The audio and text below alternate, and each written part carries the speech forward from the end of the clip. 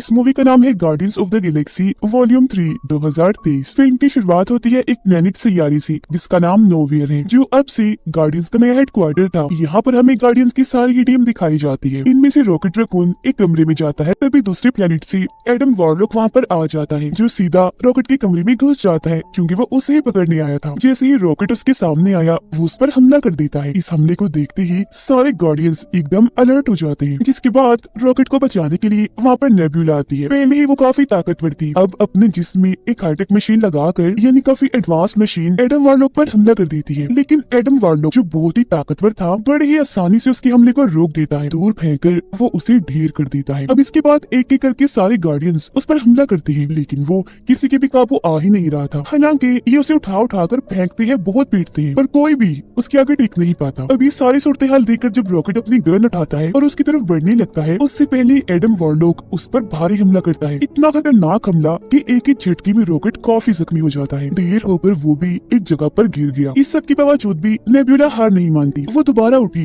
अपने हाथ को तलवार बना लेती है, जिसे जाकर वो एडम वॉरलॉक के पेट में घुसा देती है, जिससे अब वो इतना जख्मी हो गया कि वहीं पर ही बेहोश हो जाता है। अब इससे पहले कि सारे गार्डियंस दोबारा से उस पर हमला करते, उससे पहले ही एडम वॉरलॉक उठता है और झट से नोवियर से भाग जाता है। अब पीटर और उसका साथी रॉकेट के पास आते हैं, जो जख्मी हालत में वहाँ गिरा पड़ा था। उसका इलाज करने के लिए जख्मों को ठीक करने वाली एक डिवाइस वो उसके जिस्म से लगा देते हैं। लेकिन जैसे मशीन एक्टिवेट हुई, ऑन हुई, रॉकेट तड़पने लगता है। देखने से लग रहा था जैसे वो मशीन रॉकेट की जान ले रही है। ये देखकर फौरन नेब्यूला वहाँ पर भाग कर आई, पीटर से कहकर जल्दी से इस मशीन को बंद करवाती है। फिर वो रॉकेट के पूरे जिस्म को अच्छे से स्कैन करके चेक करके सबको बताती है कि असल में इसके जिस्म के अंदर बहुत सारी मशीन्स फिट की गई हैं। उन सारी मशीन्स के अंदर एक मशीन ऐसी भी है जिसे रॉकेट के दिल के पास लगाया गया है, और अगर किसी ने भी उस मशीन को निकाले बगैर रॉकेट का इलाज करने की कोशिश की तो वही मशीन रॉकेट की जान ले लेगी। और ये सब कुछ रॉकेट के साथ उस मशीन की वजह से हो रहा था, जो वो तड़प रहा था। सारे ही गार्डियंस रॉकेट को ठीक करने में लग जाते हैं, जबकि रॉकेट जो जख्मी पड़ा था, बेहोश था, उसे अपनी पुरानी यादें याद आने लगती है, यानी कि उसका माजी, गुजरा हुआ वक्त। उसकी यादों में दिखाया जाता है कि बहुत साल पहले रॉकेट एक छोटा सा रकून था, जो एक जानवर ही होता है, जो अपने जैसे बाकी रकून्स के साथ एक पिंजरे में कैद था। लेकिन एक दिन हाई एवोल्यूशनरी वहाँ पर आया, उसने रॉकेट को चुरा लिया, जिसके बाद उस पर एक्सपेरिमेंट किया, जिसके बाद रॉकेट का दिमाग बहुत तेज हो जाता है। उसकी जहानत, उसकी ताकत हाई एवोल्यूशनरी से भी काफी ऊपर चली जाती है। लेकिन जैसे एक्सपेरिमेंट पूरा होता है, बेचारे रॉकेट को दूसरी जेल में डाल दिया जाता है, जहाँ उसके जैसे और भी कई सारे जानवर थे। उन्हें भी यहाँ पर कैद करके लाया गया था एक्सपेरिमेंट करने के लिए। वो 3 जानवर थे जिनकी रॉकेट से दोस्ती हो जाती है। उधर नेब्यूला रॉकेट के पूरे जिस्म को चेक करके ये पता लगवा लेती है कि उसके अंदर जो मशीन्स फिट की गई है उन्हें कहाँ बनाया गया था। तो वो सभी सोचने लगे कि अगर हम उस जगह पर चले जाए जहाँ पर इन मशीन्स को बनाया गया था, तो हो सकता है हम रॉकेट को ठीक कर दे। और फिर अगले ही पल वो वहाँ पर जाने का फैसला करते हैं, जो एक दूसरा प्लेनेट था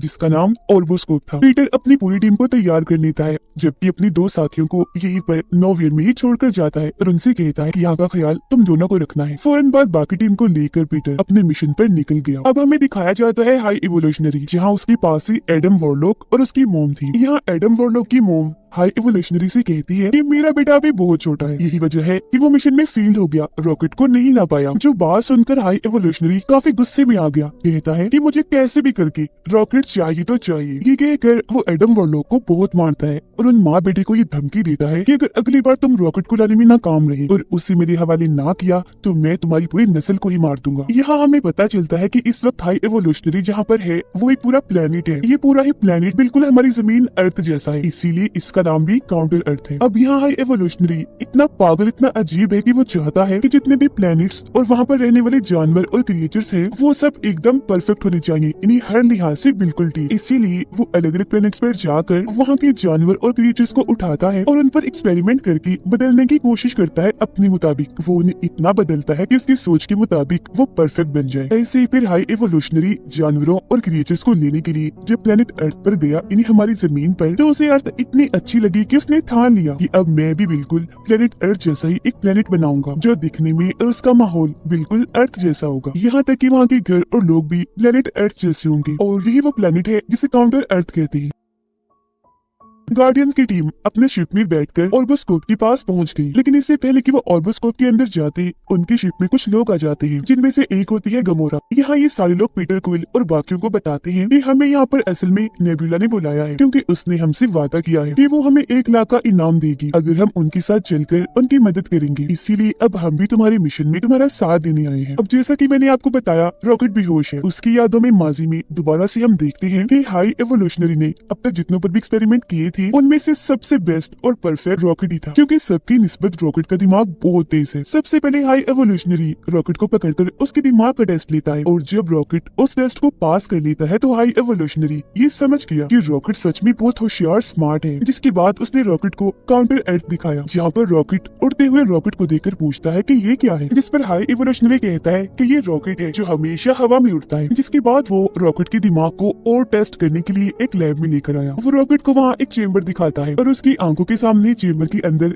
एक टर्टल कछुए को डालता है, और अब वो उस कछुए को बदलने की कोशिश करता है। अब वो कछुआ बदल तो जाता है, लेकिन साथ ही वो बहुत ज्यादा अग्रेसिव गुस्से वाला बन जाता है। ये दिखाते हुए हाई एवोल्यूशनरी रॉकेट को कहता है कि मैं इनको बदल तो पा रहा हूँ, वो भी बिल्कुल परफेक्ट, लेकिन मुझे एक बात की समझ नहीं आ रही कि बदलने के बाद ये इतने गुस्से वाली अग्रेसिव क्यों हो जाते हैं, जबकि मैं तो इनको बिल्कुल शांत बनाना चाहता हूँ। ये सुनकर रॉकेट उस चेम्बर मशीन को देखते हुए हाई एवोल्यूशनरी को बताता है कि इस मशीन में एक गड़बड़ है, एक खराबी है। जब चेम्बर मशीन में डालकर उन सबको बदला जाता है तो उनके बदलने के साथ साथ उनके दिमाग का एक केमिकल भी बदल जाता है, और वही वजह है इन सबके अग्रेसिव गुस्सैल होने का। तो अगर आप उस केमिकल को ही बदलने से रोक लेंगे तो ये सब बिल्कुल शांत हो जाएंगे जैसे आप चाहते हैं। रॉकेट की बात सुनकर हाई एवोल्यूशनरी बिल्कुल ऐसे ही करता है, और हैरत, ऐसा करने पर उसको पॉजिटिव रिजल्ट ही मिलता है। मतलब जैसा उन्होंने सोचा था वैसा ही होता है। हाई एवोल्यूशनरी ये देखकर काफी चौंक भी गया और खुश भी हो गया कि अब मैं अपने एक्सपेरिमेंट में कामयाब हो गया हूँ। हाई एवोल्यूशनरी इतना खुश था कि वो अपने साथियों को कहता है कि मुझे अपने इस प्रोजेक्ट रॉकेट का दिमाग चाहिए, ये बहुत ही स्मार्ट है, बहुत ही ज़हीन है। सच में उसके पास ऐसा दिमाग है जो मेरे पास भी नहीं। साथ ही हाई एवोल्यूशनरी को इस बात से भी गुस्सा था कि ये रॉकेट रकून मेरा ही सब्जेक्ट है, अपने एक्सपेरिमेंट के जरिए इसको मैंने ही ऐसा बनाया है, तो फिर ये मुझसे ज़हीन, मुझसे आगे कैसे हो सकता है। हालांकि ये तो छोटा सा क्रिएचर है, लेकिन फिर भी वो अपने साथियों को कहता है कि कल सुबह होते ही तुम इसको मार देना, इसका दिमाग निकाल कर मुझे दे देना, मैं इसके दिमाग पर एक्सपेरिमेंट करूंगा और ये पता लगवाऊंगा कि आखिर वो इतना क्रिएटिव कैसे सोच सकता है, और फिर उसकी मदद से मैं एक नई दुनिया बनाऊंगा जहाँ सिर्फ मैं उन्हीं क्रिएटर्स को रखूंगा जो हर लिहाज से पूरी तरह परफेक्ट होंगे,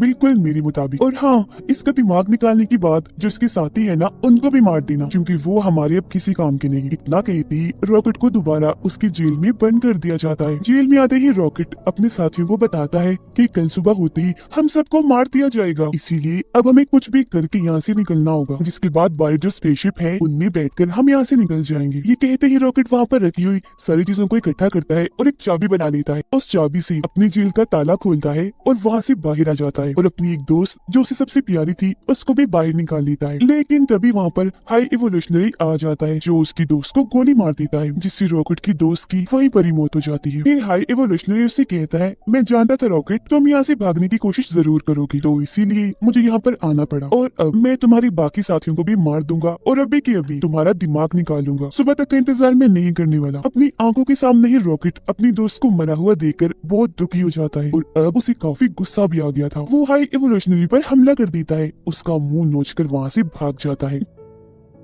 जैसे तैसे वहाँ से बाहर आकर स्पेसशिप में बैठा और उसे लेकर वहाँ से निकल गया। यानी इस तरह से वो हाई एवोल्यूशनरी की कैद से आजाद हुआ था। उधर गार्डियंस की पूरी टीम गमोरा के साथ मिलकर उस प्लेनेट ऑर्बोस्कोप में आ जाती है। फिर ये वहाँ पहुंचकर मेन एरिया में आ गए। इस जगह पर रॉकेट की सारी जानकारी थी। रॉकेट की फाइल को वहाँ से लेकर बाहर निकल आते हैं। फिर अपनी शिप में आने के बाद गार्डियंस की टीम रॉकेट की फाइल को खोलती है। उस फाइल के जरिए इन सबको पता चल जाता है कि अब तक रॉकेट के साथ क्या क्या हुआ। जिसके बाद रॉकेट की यादें, उसकी माजी की जो कहानी हमने देखी, वो सभी गार्डियंस की टीम भी देख लेती है। सभी गार्डियंस जान जाते हैं कि हाई एवोल्यूशनरी ने रॉकेट के साथ बहुत बहुत गलत किया है। वीडियो को देखकर नेबुला को रॉकेट पर बहुत तरस आने लगा। वो कहती है कि इतनी ज्यादती तो कभी भी किसी के साथ भी नहीं हुई। फिर सबको पता चला कि रॉकेट के दिल के पास जो मशीन है जो उसका इलाज उन्हें नहीं दे रही, उस मशीन को एक कोड डालकर निकाला जा सकता है, लेकिन वो कोड क्या है गार्डियंस को पता नहीं चल पाता। ऐसा इसलिए क्योंकि हाई एवोल्यूशनरी के लोग रॉकेट की फाइल से उस कोड को मिटा चुके थे, लेकिन गार्डियंस फाइल के जरिए ये पता लगवा लेते हैं कि उस कोड को मिटाया किसने है और अब उस कोड की जानकारी है किसके पास। तो अब ये फैसला करते हैं कि हम मिलकर उस आदमी के पास जाएंगे और उसे कोड छीनकर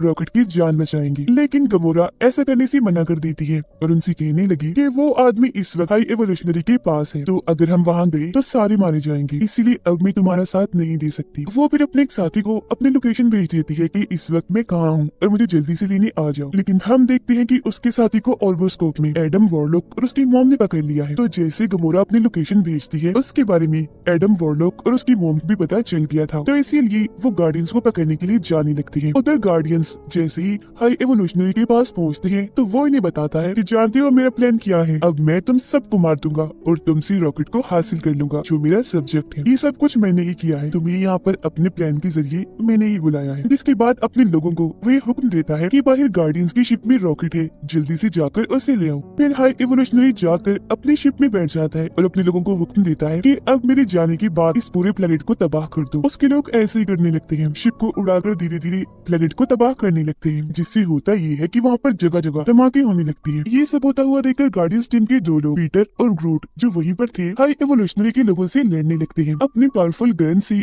वो उन सभी को शूट करने लगते हैं और उन सब में से उस आदमी को उठा लेते हैं जिसके पास उस मशीन का कोड है जिसके जरिए वो रॉकेट को बचा सकते हैं। अब पीटर के बाकी साथी देखते हैं कि ये पूरा प्लेनेट तबाह हो रहा है जबकि हाई एवोल्यूशनरी अपनी शिप को यहाँ से निकलवा रहा है। अब गार्डियंस टीम के उन तीनों मेंबर्स को ये लगता है कि पीटर और ग्रूट अभी भी स्पेसशिप में हैं, तो उन्हें बचाने के लिए वो स्पेसशिप में चले जाते हैं। लेकिन असल में पहले ही पीटर और ग्रूट उस आदमी को लेकर स्पेसशिप से कूद चुके थे। पीटर और ग्रूट सीधा रॉकेट के पास जाते हैं अपने स्पेसशिप में। वो रॉकेट में उस कोड को डाल देती है जिससे वो मशीन जो उसके दिल के पास लगी हुई थी वो बंद हो जाती है। पीटर उसके जख्मों का भी इलाज करता है जिससे रॉकेट बिल्कुल ठीक हो जाता है। अब नेब्यूला पीटर से राब्ता करती है और पूछती है कि तुम कहाँ पर हो, तुम्हें बचाने के लिए हम स्पेसशिप में आए थे। पीटर उससे कहता है कि मैं और ग्रूट तो कब से वहाँ से निकल चुके हैं, हम अपने स्पेसशिप में हैं, रॉकेट भी हमारे साथ है जो अब बिल्कुल ठीक है। ये सुनकर बाकी टीम मेंबर्स जल्दी से उस स्पेसशिप से बाहर निकलने की कोशिश करती है, लेकिन पहले वहाँ पर हाई एवोल्यूशनरी आकर उन्हें वहाँ कैद कर देता है। गार्डियंस के वो तीनों मेंबर्स कैद होकर देखते हैं कि यहाँ पर बहुत सारे छोटे छोटे क्रिएचर्स और जानवर हैं जिन्हें हाई एवोल्यूशनरी ने यहाँ पर कैद किया हुआ है क्योंकि वो इन पर एक्सपेरिमेंट करने वाला है। ये देखकर वो सब फैसला करते हैं कि अब हम अकेले ही यहाँ से नहीं जाएंगे बल्कि अब हम इन सबको भी आजाद करके अपने साथ ले जाएंगे। पीटर और उसकी बाकी साथी हाई एवोल्यूशनरी की स्पेसशिप के लिए निकल जाते हैं अपने बाकी साथियों को बचाने के लिए। पीटर अपने प्लेनेट नोवियर पर राब्ता करता है और अपने साथी को कहता है कि जल्दी से यहाँ पर आ जाओ जहाँ पर मैं तुम्हें कहता हूँ। जब उसका साथी ऐसे करता है जो लोकेशन थी हाई एवोल्यूशनरी के स्पेसशिप के बिल्कुल पास, जिसके बाद पीटर अपने साथियों को लेकर उसकी स्पेसशिप में आ जाता है अपने साथियों को बचाने के लिए। यहाँ पर हम हाई एवोल्यूशनरी, उसके साथी और गार्डियंस ऑफ द गैलेक्सी की टीम के बीच जबरदस्त किस्म की लड़ाई को देख पाते हैं। लेकिन क्योंकि गार्डियंस की टीम ज्यादा बहादुर थी जो बहुत अच्छे से उनका सामना करती है और एक जबरदस्त सी लड़ाई के बाद उन्हें हरा देती है और फिर आखिरकार वो हाई एवोल्यूशनरी को भी हरा देते हैं। फिर वो सारे मिलकर रॉकेट को कहते हैं कि अब तुम हाई एवोल्यूशनरी को जल्दी से मार दो, लेकिन रॉकेट ऐसा करने से मना कर देता है। अपनी टीम को कहता है कि मैं इसके जैसा नहीं हूँ, अगर हाई एवोल्यूशनरी ऐसा है तो मैं उसके जैसा नहीं बन सकता। इसी के साथ गार्डियंस की टीम हाई एवोल्यूशनरी की शिप में जितने भी लोग, जानवर, क्रिएटर्स बंदी थी उन सबको आजाद करवा लेते हैं। वो फिर उन सबको भी नोवियर में डाल देते हैं और खुद भी वहीं आ जाती है। और ये सब करने में उनका साथ एक डॉग देता है जो पीटर का साथी था, क्योंकि वो अपनी ताकतों का इस्तेमाल करके नोवियर प्लेनेट को हाई एवोल्यूशनरी के स्पेसशिप से जोड़ देता है। लेकिन वो इतनी सारी ताकत लगा चुका था कि बीच में ही उसकी ताकत टूट जाती है, जिससे नोवियर प्लेनेट और हाई एवोल्यूशनरी का स्पेसशिप एक दूसरे से अलग अलग हो जाते हैं, जिससे सारे लोग तो नोवियर प्लेनेट पर आ गए थे लेकिन पीटर अभी भी हाई एवोल्यूशनरी की स्पेसशिप में था। ये देखकर पीटर काफी घबरा गया। वो एक लंबा सा जंप मारकर कूद कर नोवियर में आने की कोशिश करता है, लेकिन उसकी ऐसा करने से वो स्पेस में खुले आसमान में ही लटक जाता है, जहाँ उसकी हालत काफी खराब हो जाती है। ऐसा लग रहा था जैसे वो मरने वाला है। लेकिन उससे पहले ही एडम वॉरलॉक वहाँ पर आया और पीटर को उठाकर नोवियर में ले जाता है, जिससे उसकी जान बच जाती है। जिसके बाद सारे गार्डियंस ये फैसला करते हैं कि अब हम इन सभी जानवर, क्रिएचर्स और इंसानों को लेकर एक नई दुनिया बनाएंगे, जहाँ वो उन सबको एक अच्छी जिंदगी देंगे और उन सबको वो बनने देंगे जो उनकी ख्वाहिश है। अब पीटर रॉकेट को guardians of the Galaxy team का लीडर बनाकर अपने साथियों को कहता है कि मैं बचपन से ही स्पेस में हूँ, इन्हीं दूसरे प्लेनेट पर, इतने अरसे से अपनी फैमिली से दूर, लेकिन अभी भी जमीन पर मेरे नाना जी जिंदा होंगे, मुझे उनसे मिलने जाना है, तो कुछ टाइम के लिए मैं अपने काम से ब्रेक ले रहा हूँ। जिसके बाद गमोरा और पीटर की एक और साथी अपने अपने सफर पर निकल जाती है, क्योंकि उन दोनों को भी वो करने की ख्वाहिश थी जो वो खुद करना चाहती है। अब उनके बाद जितने भी लोग बचते हैं उन सबको एक करके रॉकेट एक टीम बनाता है, जिनकी अब इस नई टीम के अंदर एडम वॉरलॉक भी होता है, क्योंकि वो सुधर मर गया था। पीटर जमीन पर आ गया था, जहाँ आकर वो अपने नाना जी से मिलता है। वो भी उसे देखकर बहुत खुश हो जाते हैं। नोवेयर में गार्डियंस ऑफ द गैलेक्सी का एक मेंबर डांस कर रहा होता है। उसे देखकर वहाँ पर जो बच्चे थे वो भी डांस करने लगते हैं और उनको देखकर गार्डियंस ऑफ द गैलेक्सी की बाकी टीम भी नाचने लगती है, क्योंकि उन्हें अपनी ये जिंदगी बहुत पसंद आ रही थी और वो बहुत खुश थे। और इसी के साथ ये शानदार मूवी इधर ही खत्म हो जाती है।